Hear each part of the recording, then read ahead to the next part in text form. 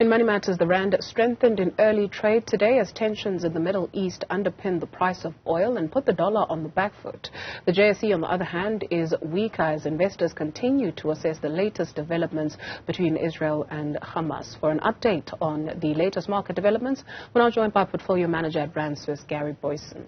Gary, thank you very much for your time this Monday. The rand has maintained strong gains so far today. Give us an overview of what factors are driving the moves. So I think, a little bit, there's definitely a risk-off sentiment in the market at the moment, and traditionally you would expect the rand to weaken into the back of that. But with the big run-up that we've seen in some of the commodity counters, some of the gold miners as well, I think we're being supported as obviously a producer. So if I look at the overall market, you're seeing the financial index down around 0.2%, but the resource index is leading the upside, up around 0.6%. And I think that's to a large extent mitigating some of the fear that should be feeding into the local currency.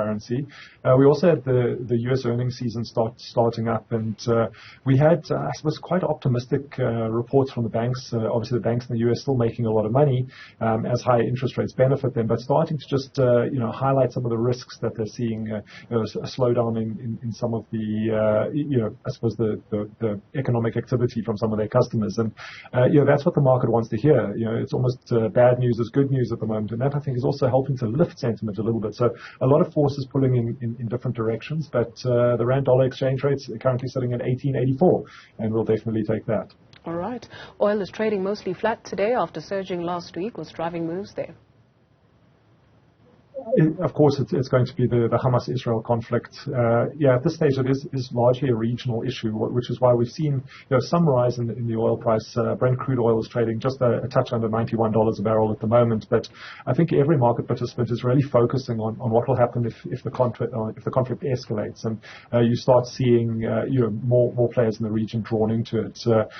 Israel themselves is not a big oil producer, and certainly any disruption to the Straits of Hormuz would be key for anyone looking at oil markets. But I suppose the questions really are around the impact on production in the likes of Saudi Arabia, Iran, UAE.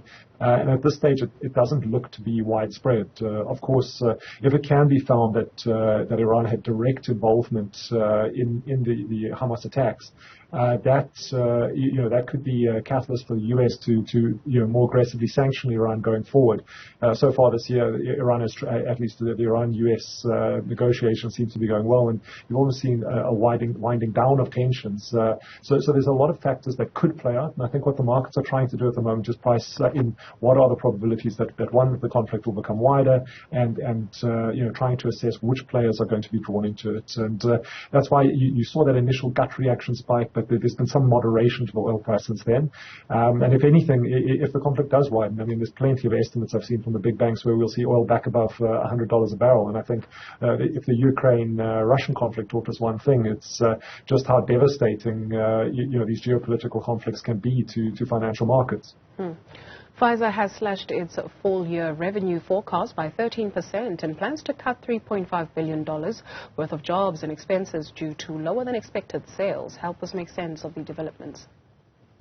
So this shouldn't have been unexpected from markets. So the markets did mark Pfizer's share price down, but the reduction that you're talking about, so the decline in the forecast revenue of around 13%, really comes around their COVID-related products. Obviously, vaccine sales have dropped off significantly, and that really should have been expected. We're seeing that the population immunity is growing, and I mean this is to be expected. If you look through the numbers and you look at specifically at the post-COVID impact, you can see that the non-COVID related products, sales growth is expected to grow between 6 and 8%, which is pretty decent.